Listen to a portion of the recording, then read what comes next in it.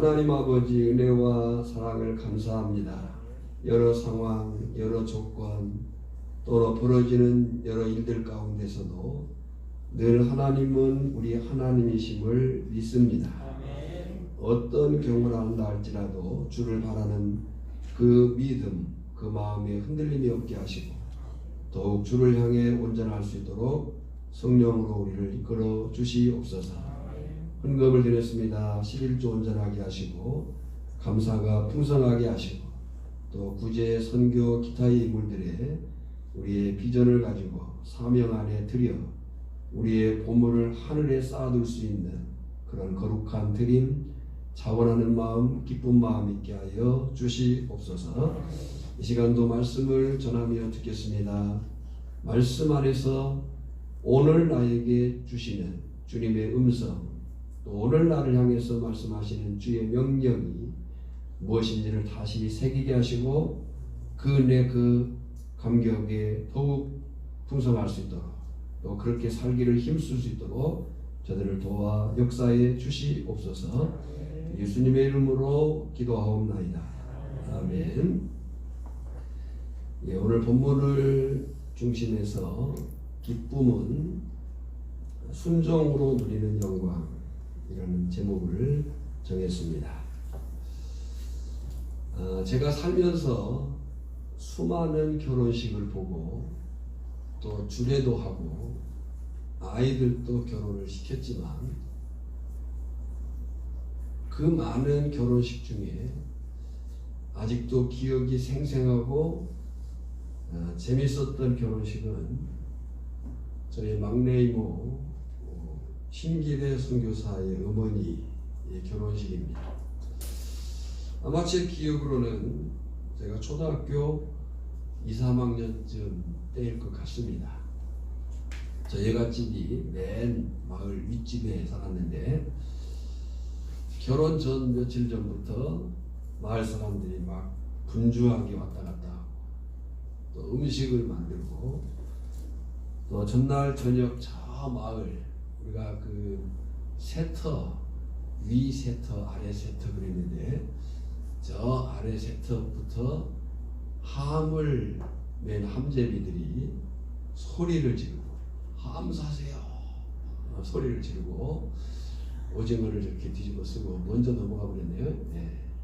떼뜨세요 그냥. 그런 장면을 봤어요. 그리고 이제 그 함제비들이 안 들어오려고 뭐 노라고요? 돈봉투 노라고 저 안 들어오려고 막 밀고 땡기고 또 봉투 하나 놓으면 한 그릇 떼고 뭐 다 해보셨죠 예전에? 그리고 이제 들어와 가지고 신랑 이모부 그 신랑을 매달아 놓고 장작개비로 발바닥을 때리고 또 신부 노래하라고 그래서 노래 못하면 또 하라고 그러고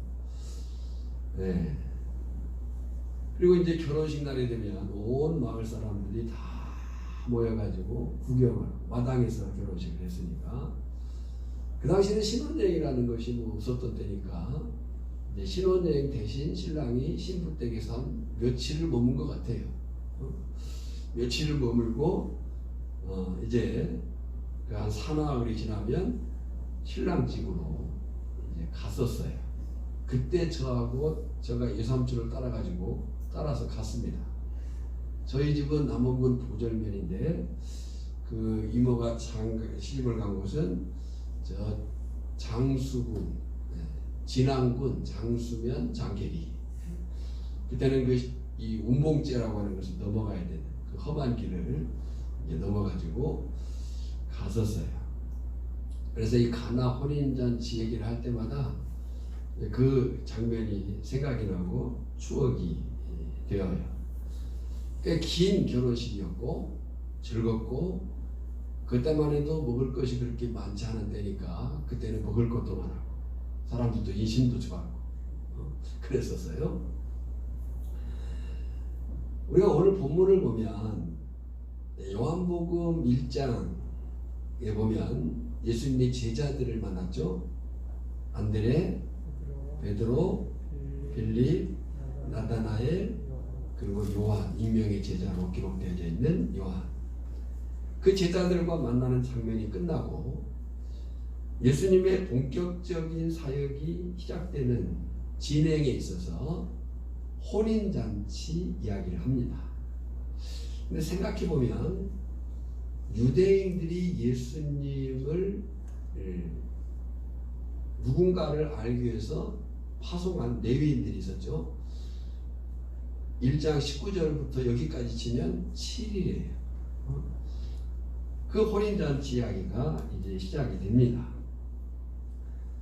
당시 유대인들에게도 결혼은 마을 전체 잔치였어요. 그래서 자연스럽게 예수님과 제자들도 초대받았고 마을 사람들과 함께 잔치를 즐겼을 거예요. 보통 일주일 정도 유대인들의 결혼식이 진행이 되는데 일주일 정도의 잔치를 한다고 할 때 상당히 많은 양의 음식과 특히 유대인들에게 있어서는 많은 양의 포도주는 절대적이었어요. 왜냐하면 그들에게 있어서 포도주는 그들의 그 잔치의 정말 그 핵심이었기 때문에. 근데 포도주가 부족한 것은 잔치집에 잔치를 주관하는 사람에게는 수치스러운 일이 되었다는 사실을 우리가 볼 수 있어요. 그러니까 잘못하면 즐거워야 할 잔치 자리가 부끄러움의 자리가 될 수도 있는 그런 상황이 지금 본문이 갖고 있는 배경인 거예요. 그래서 1절을 보면 사흘째 되던 날 그랬어요. 사흘째 되던 날. 그러니까 1장 19절부터 출발하면 7일째고 1장 43절로 51절 빌립과 나다나엘을 제자로 삼으신 날부터 치면 3일째 되는 날이에요. 그러니까 지금까지는 세례 요한과 제자들을 통해서 예수 그리스도가 하나님의 아들 이심이 증언되었지만 이제는 예수님 자신이 타인에 의해서 예수가 누군가를 말했어요. 근데 이제는 예수님 자신이 이적을 통해서 신적인 능력을 입증해 보이시는 그런 사건의 출발인 거예요. 이 첫 이적에 대한 공간복음의 순서의 차이가 있지만 많은 학자가 본문의 사건, 가나 혼인잔치에서 물로 포도주를 만드신 그 사건을 첫 이적으로 생각을 합니다. 여하튼 지금 시간도 지났지만 공간도 바뀌었어요. 갈릴리 가나에 그랬어요. 갈릴리 어디예요? 가나에. 이 가나라고 하는 지명은 요한복음에만 나오는 지명입니다. 이 갈릴리는 요한복음 21장 2절에 보면 나다나엘의 고향이라고 얘기를 해요. 갈릴리 가나 사람 나다나엘과 그랬어요.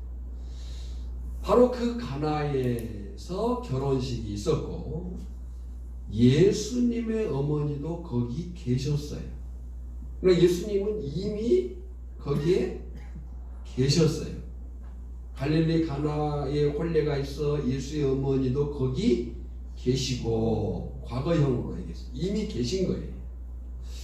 왜 예수님의 어머니가 거기에 있었을까라고 할 때 이런 그 이야기를 우리가 할 수 있어요. 지금 가족 관계를 보면 예수님과 사도 요한과 야고보는 이종 사촌간이에요. 예수님의 어머니의 이름은 마리아예요. 근데 사도 요한의 어머니의 이름은 살로메예요. 그러니까 자매인 거죠. 예수님의 어머니와 사도 요한의 그 어머니 살로메가 자매. 그리고 이제 육신으로 치면은 예수님의 아버지 요셉은 이미 사망했다고 본 거예요.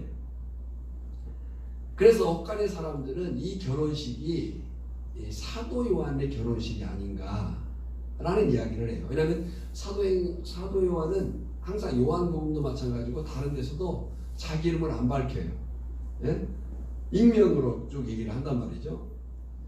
어쩌면 그것이 예수님의 어머니가, 그러니까 자기의 여동생 살로메의 아들이 결혼한다면 그 살로메는 바쁠 거 아니에요, 이제 그 결혼식 주인으로서. 그러나 우리가 보통 보면 행사를 돕는 그 사람들이 있단 말이에요. 그래서 어머니가 거기 계시지 않았을까. 그리고 그 결혼식을 주도적으로 참여하고 있는 것을 볼 수가 있어요.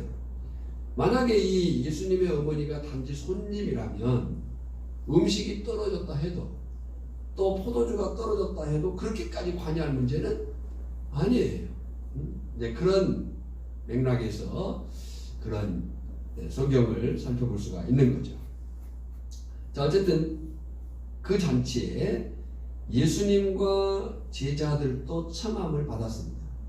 2절에 보면 예수와 그 제자들도 혼례의 청함을 받았더니 그랬어요. 생각해보면요, 아니 겨우 며칠 전에 안드레, 베드로, 빌립, 나다나엘, 요한이 제자가 되었는데 어떻게 함께 청함을 받을 수 있었을까? 라고 할 때 두 가지 정리를 할 수가 있어요. 먼저는 신랑과 예수님 그리고 제자들이 이미 아는 사이였다. 넓게 보면 그들은 이 가나, 나사렛, 가버나움은 어느 도 지역이에요? 갈릴리 도 지역이에요. 그러니까 이 신랑과 예수님 제자들이 이미 아는 사이다. 만약에 이 신랑이 사도 요한이라고 한다면 더 분명한 거죠, 이것은. 그리고 두 번째는 직접적으로는 가나 사람인 나다나엘이 초대받았을 때 함께한 예수님과 제자들도 함께 초대받았을 것이다. 이렇게 얘기를 할 수가 있는 거죠. 여하튼 예수님께서는 그 성스러운 공생의 사역의 첫걸음을 혼인잔치집에서 시작하셨습니다. 이것이 그냥 우리가 보면 그런가 보다 하는데 이것은 세례 요한의 사역과 대조가 되는 거예요. 세례 요한은 그가 하나님의 나라의 도래를 준비하기 위해서 금욕적인 삶을 살면서 백성들에게 회개를 선포했어요. 금욕적인 삶과 회개를 선포했어요. 그리고 심판하신다.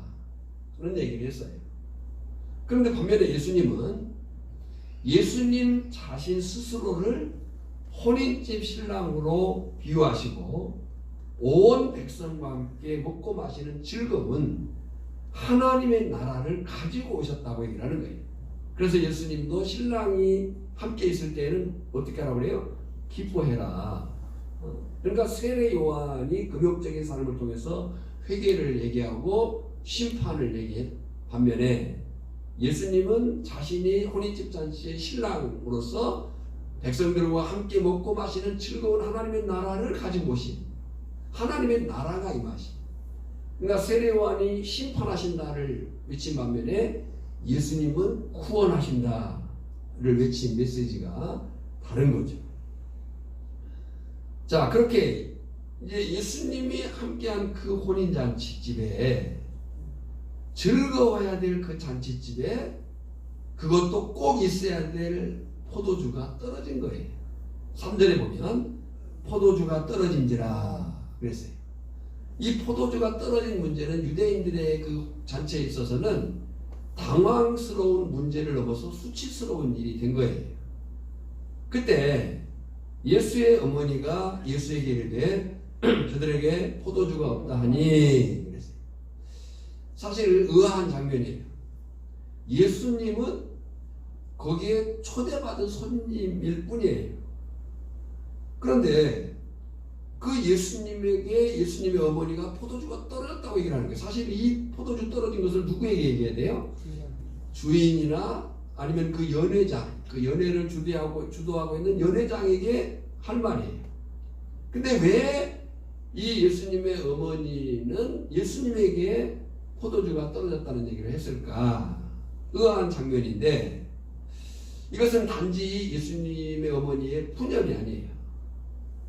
푸념이 아니고 예수님의 어머니 마리아는 예수님이 이 문제를 해결할 능력이 있다는 것을 알고 있었다는 거죠.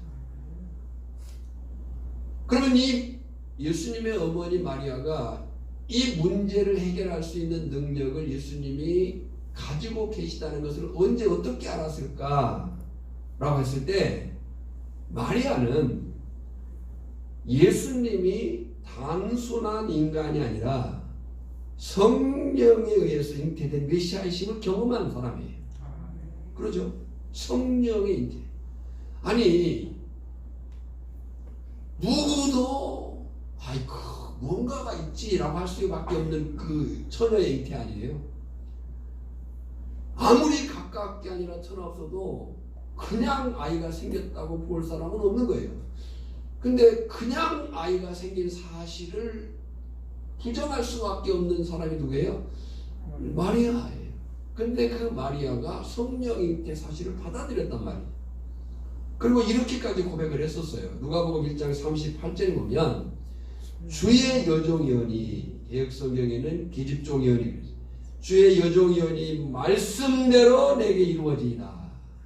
그러니까 마리아가 언제 어떻게 예수 그리스도에게 신적인 능력이 있었음을 알았을까라고 할 때 성령의 잉태를 경험한 사람, 직접 당사자잖아요.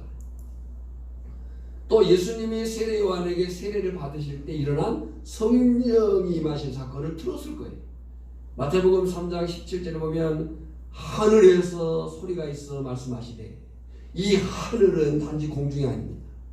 이 하늘은 하나님이 거하시는 그 처소에서부터 소리가 들린 거예요. 하늘로서 소리가 있어 말씀하시되 이는 내 사랑하는 아들이요 내 기뻐하는 자라 하시니라.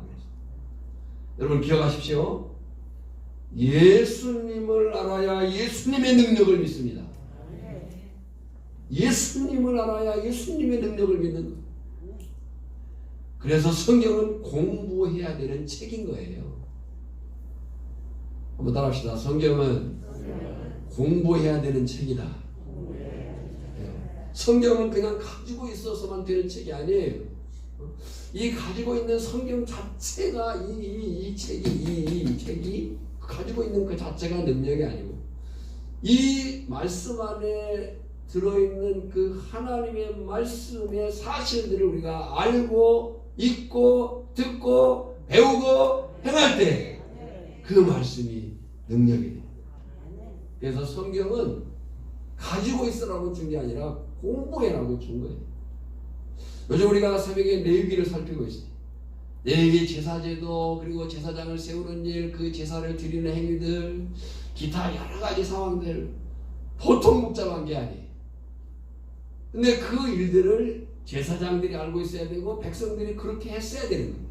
모르면 할 수 있어요, 없어요? 할 수가 없는 거고, 몰라서 잘못했을 때 그것이 죄가 되는 거예요.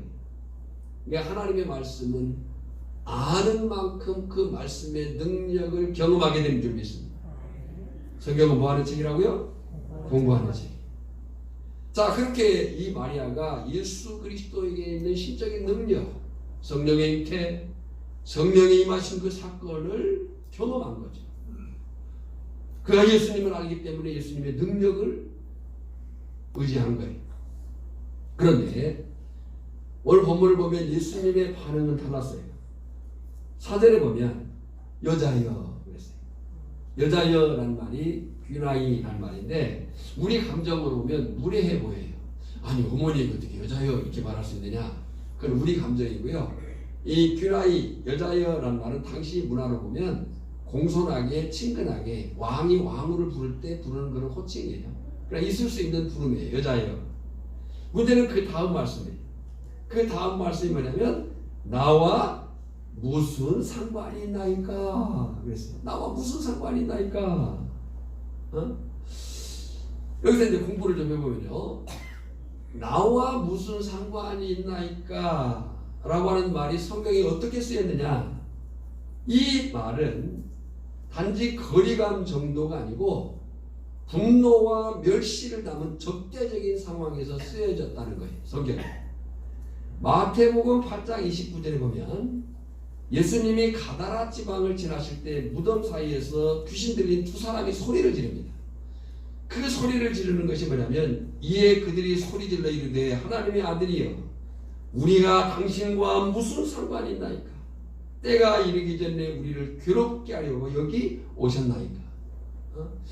그러니까 단지 거절, 단지 거리감 정도가 아니고 분노와 멸시를 담은 적대적인 상황에서 이 말이 쓰였다는 거예요.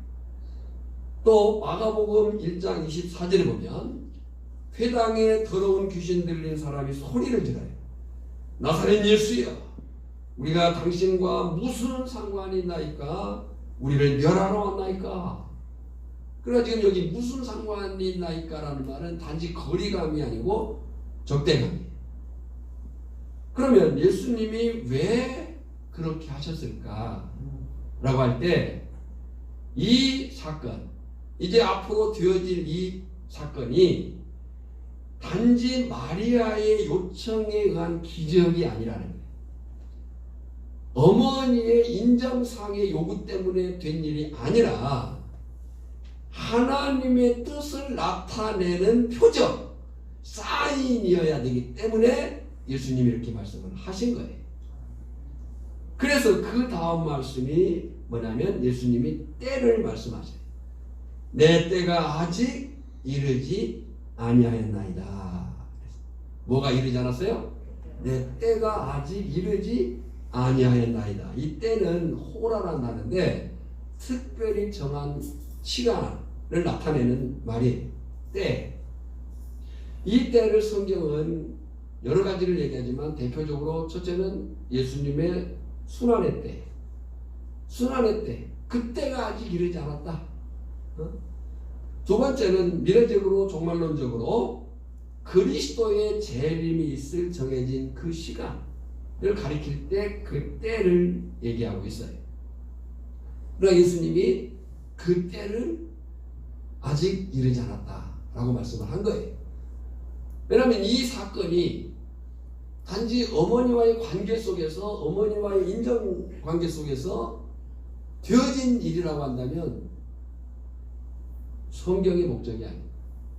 예수님이 왜 이렇게 거절했느냐? 이 적대적 감정이 포함된 나와 무슨 상관이 있나이까? 라고 하셨을까라고 할 때 그것은 단지 인정상의 해결 문제가 아니고 하나님의 뜻을 행해야 되는 표적, 사인이 되어야 되기 때문에 그렇다는 거예요. 중요한 것은 예수님은 분명히 신적인 권능을 가지고 계셔요. 능력이셔요. 예수님이 능력이셔요. 그러나 예수님은 자신의 능력을 행하심에 있어서도 철저히 하나님의 뜻, 하나님의 시간에 맞춰서 사역하고 순종하셨다는 거예요. 요한복음 10장 37절에 보면 만일 내가 내 아버지의 일을 행하지 아니하거든 나를 믿지 말려니와. 예수님마저도 내가 아버지의 일을 하지 않으면 나를 믿지 마라. 그러니까 예수님은 누구의 일을 하러 오신 분이에요? 아버지, 존재론적으로 성부 하나님의 일을 하러 오시는 분이에요. 또 요한복음 17장 4절도 아버지께서 내게 하라고 주신 일을 내가 이루어 그랬어요. 여러분, 성도의 삶의 기준이 이것입니다. 성도의 삶의 기준이 뭐냐면 성도는 내가 하고 싶은 일이 아니고 하나님이 맡기신 일에 순종하는 것이 내 영광이 되는 줄 믿고 사는 사람이 성도의 삶이에요. 그러니까 성도의 삶의 기준은 항상 내 감정이나 내 상황이나 누가 뭐라고 말하느냐 거기에 있는 것이 아니고 하나님의 뜻이 어디에 있느냐 라고 하는 사실에 따라서 성도는 자신의 삶을 이루어가는 거고 그렇게 살 때에 그것이 하나님의 영광이 된다라고 얘기를 하는 거예요. 재미있는 것은 어머니 마리아의 그 다음 행동이에요. 분명히 예수님이 거절했어요. 내 때가 아니야 라고 얘기를 했는데 어머니 마리아는 5절에 그의 어머니가 하인들에게 이르되 그랬어요. 너희에게 무슨 말씀을 하시든지 그대로 하라니라. 예수님이 분명히 내 때가 아니라고 거절했어요. 근데 마리아는 여전히 예수님을 신뢰하고 있는 거예요. 그래서 하인들에게 말해요. 너에게 무슨 말씀을 하시든지 그대로 하라 하니라 그랬어요. 여기서 이제 우리가 새겨놓을 단어가 이 하인이라는 단어예요. 이 하인이라는 단어가 둘로이로 사용을 하는데, 이 둘로스는 주인에게 절대 복종해야 되는 종 또는 노예를 가리킬 때 이 둘로이 단어를 썼어요. 그 종, 그 노예에게는 자기 선택권이 없어요. 종이요 노예이기 때문에 주인이 하라면 해야 되는 거예요. 근데 오늘 여기 본문에 쓰여진 하인은 둘로스가 아니에요. 둘로스가 아니고 디아코노스란, 이 디아코노스란 말은 노예가 아니에요. 노예가 아니고 혼인 예식을 돕기 위해서 온 사람들이에요. 그러니까 이 사람들은 종이나 노예가 아니에요. 자기 선택권, 자기 판단을 할 수 있는 사람들이라는 거예요. 그러니까 예수님의 어머니 마리아가 무슨 말을 하든지 그대로 하라 라고 했을 때 둘로이라고 한다면 그대로 해야 돼요. 근데 디아코노스라고 할 때 이들은 아니 뭐 그런 일이 다 있어 이렇게 말할 수 있는 사람들이라는 거예요. 바로 그런 자들을 향해서 예수님의 어머니 마리아가 말한 거예요. 너에게 무슨 말씀을 하시든지 그대로 하라 라고 하는 거예요. 여러분, 여기서 우리가 그 마리아의 신앙을 귀히 여길 필요가 있어요. 예수님의 어머니 마리아에게는 주님의 말씀에 대한 믿음과 그 결과에 대한 확신이 있었어요. 아멘. 올해는 조금 못 오신 분들이 많기 때문에 우리가 한 3배 정도 반응을 해주셔야 돼요. 자, 예수님의 어머니에게는 예수님이 누구인가를 아는 지식이 있었어요. 그리고 그 예수님의 말씀에 대한 믿음과 그 말씀대로 했을 때 되어질 그 결과에 대한 확신이 있었다고요. 오늘 우리에게도 이런 믿음과 확신이 있기를 축복합니다. 그리고 이 사건을 통해서 우리가 보게 되는 것은 누구든지 믿음으로 순종하기만 합니다. 똑같은 결과를 경험할 것이라고 하는 담대함도 있었습니다. 자, 그런데 그 어리석을 것 같은 그 일, 지금 이 디아코노스 하인들은 생각할 수 있어요. 아니 그럴 수 있어? 라고 생각할 수 있단 말이죠. 그리고 하든 안 하든 선택할 수 있어요. 강압적인 노예나 종이 아니에요. 그런데 그들이 그 예수님의 어머니 마리아의 그 믿음에 동참을 합니다. 그리고 하나님은 바로 그 믿음의 사람들을 통해서 일하십니다. 3배 정도 반응을 하시라고 했잖아요. 그러니까 하나님은 그런 믿음의 사람들을 통해서 역사하신다고요. 6절에요. 거기에 유대인의 정결 예식을 따라 그랬어요. 뭐가 있었어요? 두세 통 드는 돌 항아리 6이 놓였는지라. 그러니까 유대인의 정결 예식, 이 정결 예식으로 놓여진 돌 항아리는 세척용이에요. 세정용. 외출 후 또는 식사 전, 또 가구라든지 그릇을 씻을 수 있는 세척용, 세정용. 이것은 위생적인 차원의 문제도 되지만 종교적인 차원의 의미가 커요. 유대인들에게 있어서. 그래서 유대인의 정결 예식을 따라 이게 반드시 있어야 된다는 얘기예요. 그리고 이 두세 통들은 돌 항아리 6은 전체를 계산해 볼 때 약 420에서 720리터 상당히 많은 양의 물을 그들은 늘 가지고 있었어야 돼요. 근데 거기요, 그 돌 항아리에 드디어 예수님이 말씀을 하십니다. 7절, 예수께서 그들에게 이르시되 항아리에 물을 채우라 하신지. 뭘 채워요? 물을 채워라 하신지. 물을 채우라고 할 때는 이미 항아리가 지금 손님들이 와가지고 다 썼다는 얘기가 되겠죠. 그러니까 물을 채우라 하신즉 뭘 채웠어요? 분명히 물을 채웠어요. 그런데 그 말을 들은 하인들이 순종을 합니다. 아귀까지 채우니 꽉 채웠다는 얘기죠. 그러다 예수님이 다시 말씀을 하시요 8절에 이제는 떠서 연회장에 갖다 주라.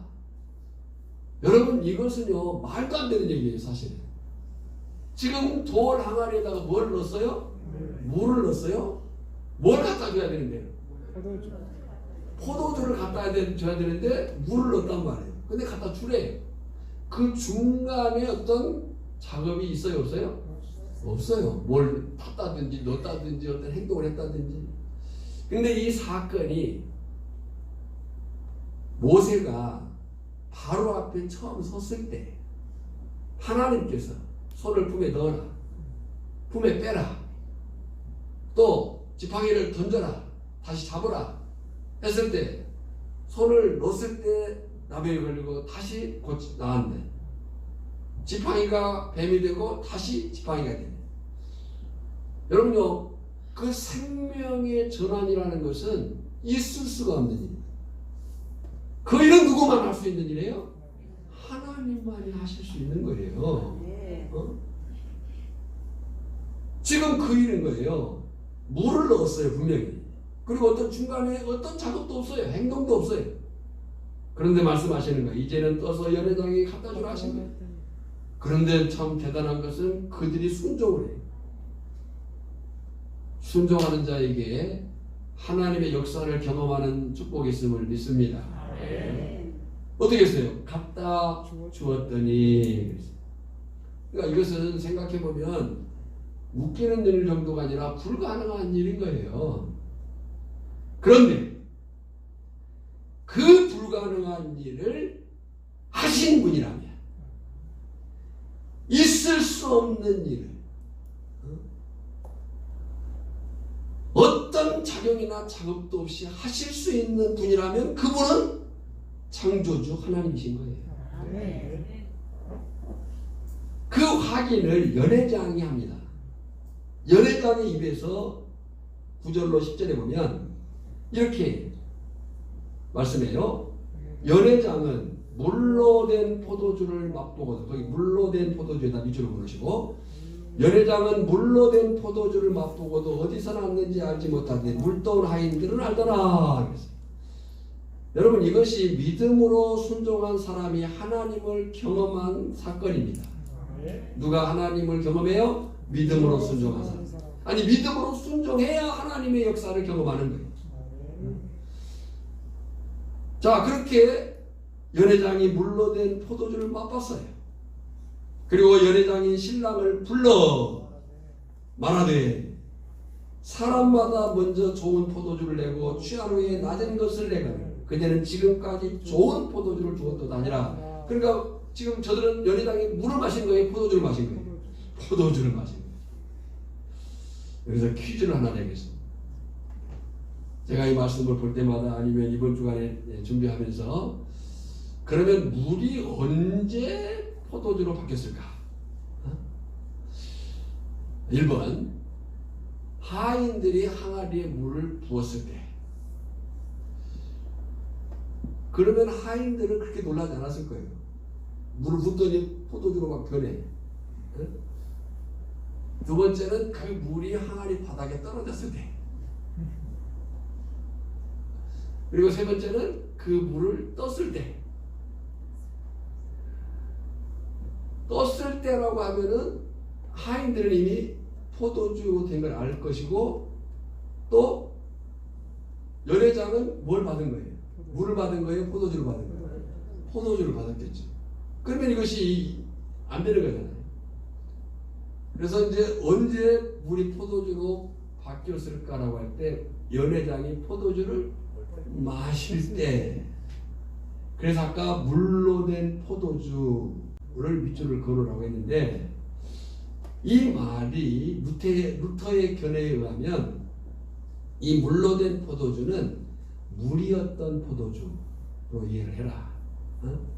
그러니까 연회장이 받아들 때까지만 해도 뭐예요? 물이에요. 그런데 먹었는데 포도주인 거죠.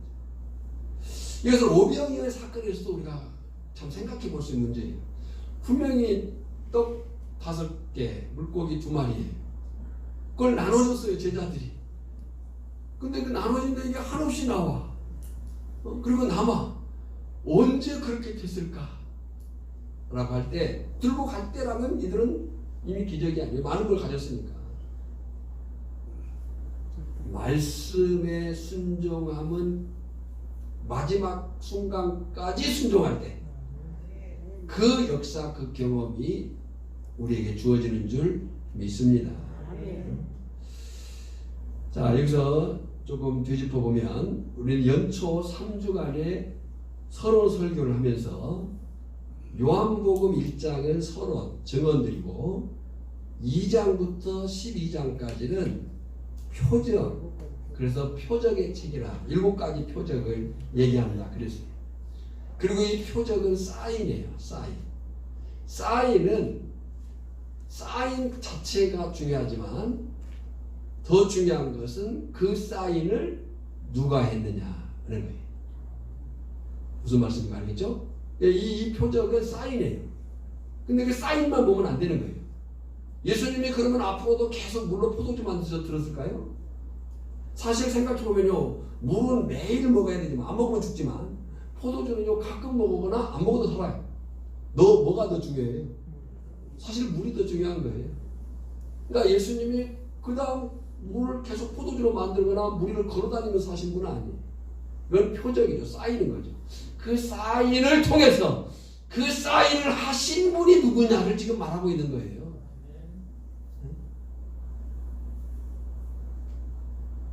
그러면 이런 질문이 생겨요. 물이 포도주가 된 것인가? 누군가 되게 한 것인가? 물이 포도주가 그냥 됐어요? 아니면 누군가가 되게 하셨어요? 누군가 되게 한 거죠.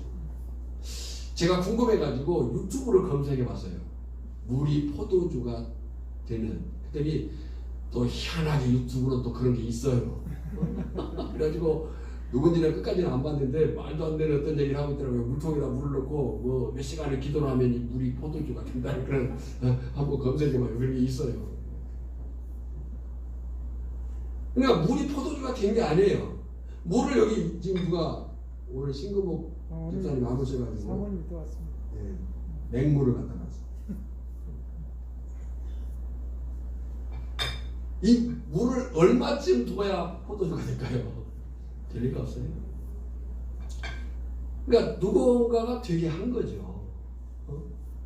여기 이제 그림에 나온 것처럼 여기 물은 H2O예요. 우리가 그 기호 중에서 잘 아는 기호 중 하나죠.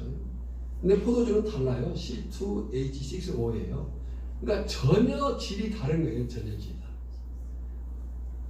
그러니까 물리적으로 화학적으로 뭔가의 어떤 작용을 하지 않고는 될 수 없는 일이라는 거죠. 그런데 되었다는 거예요. 그렇다면, 되게 했다면 그분이 누구냐? 바로 창조주 곧 성육신하신 예수님이라는 거예요. 할렐루야. 그래서 요한복음에는 예수님의 자기 정체 선언이 나옵니다. 그 선언이 뭐냐면 이 단어를 우리가 알아둘 필요가 있어요. 에고 에이미라는 단어. 예수님의 자기 정체 선언, 에고 에이미, 나는 무엇이다. 절대적인 선언이에요. 나는 시적인 선언이에요. 또 에고 에이미라고 할 때 보조 선언이 있어요. 나는 생명이다, 빛이다, 길이다, 진리다. 그것이 예수님의 자기 정체 선언이에요. 에고 에이미, 나는 나다. I am who I am. 놀라운 것은 이 선언은 출애굽기 3장 17절에 보면 성부 하나님이 자신의 존재를 선언한 말씀이에요. 모세가 물었어요. 하나님, 내가 갔을 때 이스라엘 백성들이 누굴 까입니까? 누가 너를 보냈느냐고. 그때 내가 누구라고 얘기했습니까? 라고 할 때 하나님이 나는 스스로 있는 자니라. 이 말이 곧 신약으로 얘기하면 에고의 의미인 거예요. I am who I am, I will be who I am. 나는 되고자 하는 대로 되는 자이니라. 되고자 하는 대로 되실 분은 하나님뿐이에요. 하고자 하시는 대로 하실 수 있는 분은 하나님뿐인 거죠. 그러니까 예수님이 그 선언을 한 거예요. 그러니까 지금 물이 포도주가 되게 하신 분이 누구냐?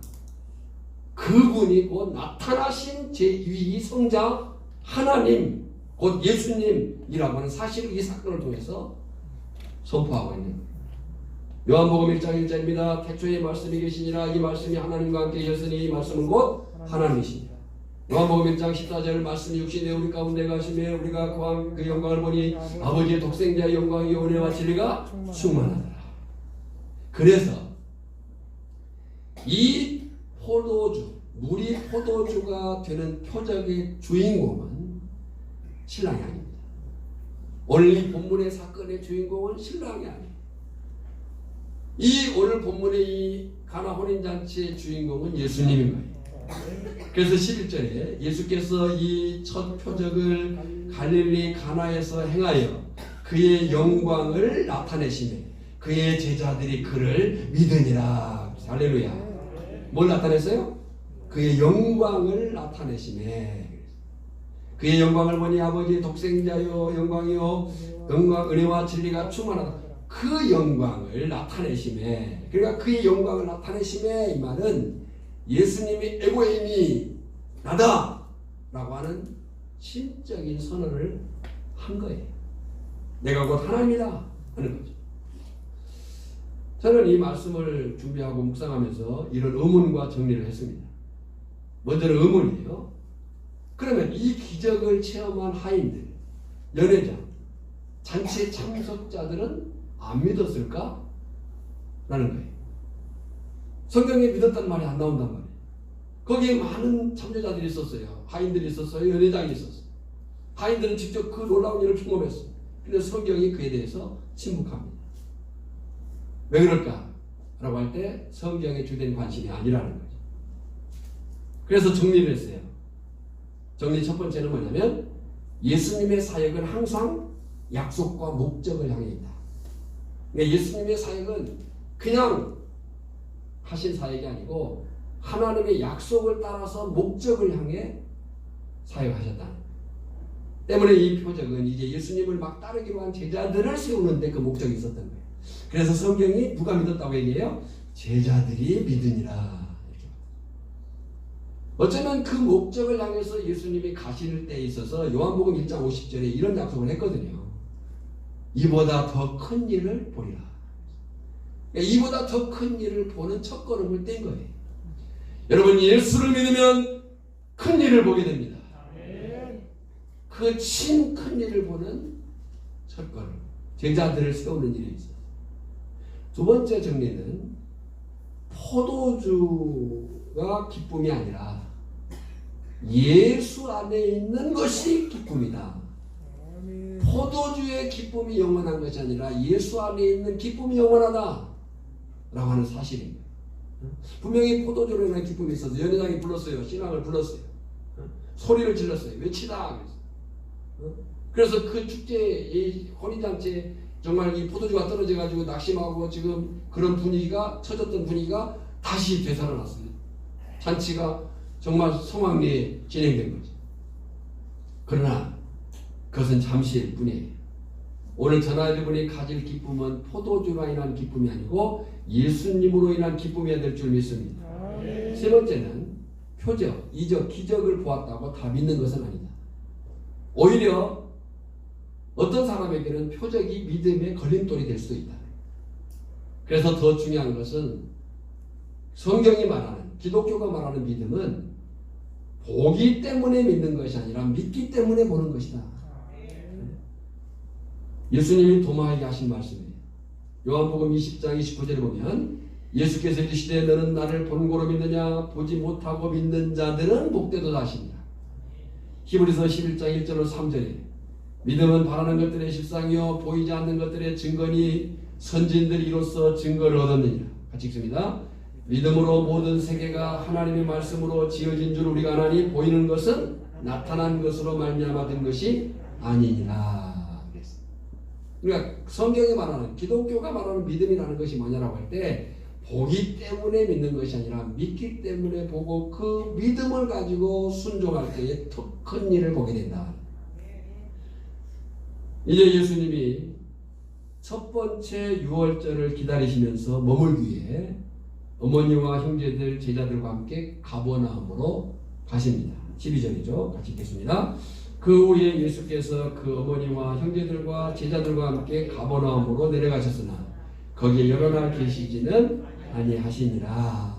그리고 예수님의 공생의 진짜 공생의 첫 번째 첫 6월절 성전 청결 사건이 다음 주 본문입니다.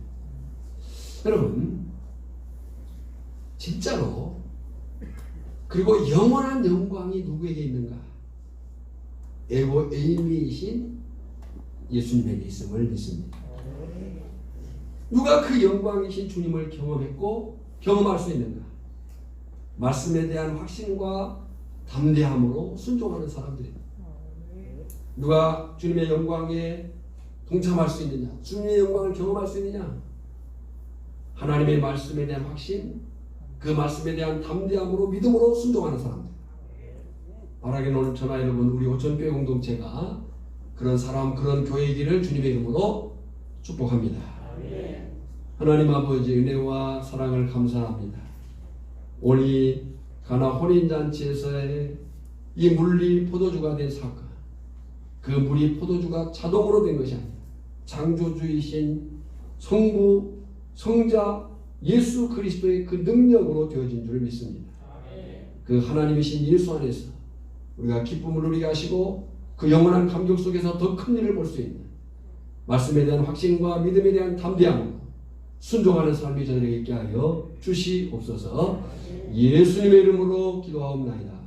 아멘. 469장입니다.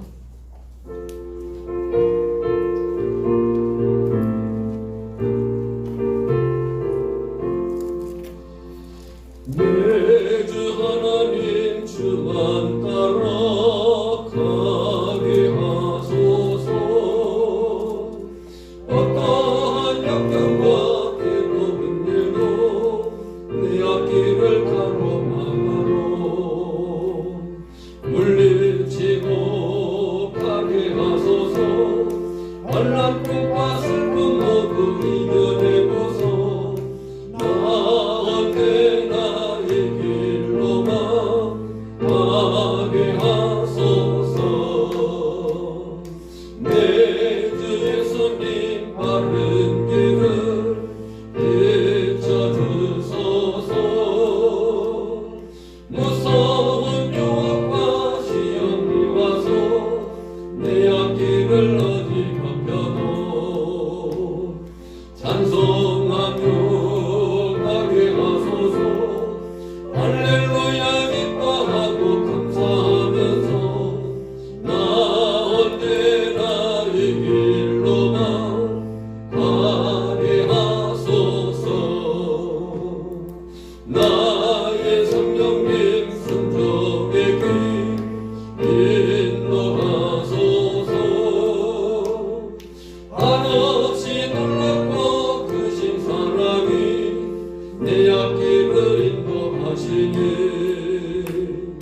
감사하며 가게 하소서.